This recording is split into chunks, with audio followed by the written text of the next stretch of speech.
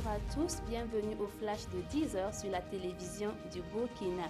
Une délégation de la direction nationale du MPP a rencontré hier dimanche ses militants de la section du Poni et de Batié. Objectif, faire le bilan des 2 ans du président Roch-Marc Christian Kaboré et donner des informations sur la situation nationale aux militants. À cette rencontre, il a été également question de la redynamisation des structures du parti. La bourse régionale des valeurs mobilières à la rencontre des opérateurs économiques de Bobo-Dioulasso. Objectif, leur expliquer les nouveaux mécanismes de la bourse régionale. Placer son argent, les avantages que cela procure, chercher des fonds pour développer ses affaires, tels sont les sujets qui ont alimenté la rencontre.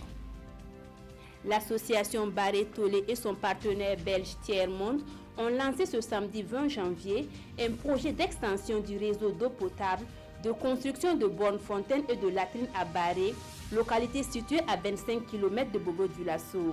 D'un coût total de 100 millions de francs CFA, ce projet devrait contribuer au bien-être de la population de Barré en assainissant son cadre de vie. En RDC, 6 personnes ont été tuées ce dimanche en Kinshasa, selon la mission des Nations Unies dans ce pays. Ces personnes ont trouvé la mort dans la dispersion d'une marche du collectif catholique contre le maintien au pouvoir du président Kabila. Une marche interdite par le régime en place. Les violences ont aussi fait 49 blessés dans tout le pays. Une cérémonie d'adieu face à un parterre d'1,3 million fidèles. Pour sa dernière messe au Pérou, le pape a convié les catholiques à la base aérienne de Lima.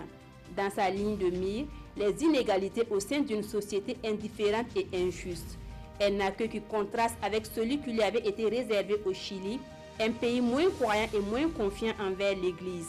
Le pape avait provoqué un tollé en apportant son soutien à un évêque soupçonné de complicité dans un dossier de pédophilie. Voilà pour ce flash, merci de l'avoir suivi. L'information revient à 13h avec Godefroy Bazier.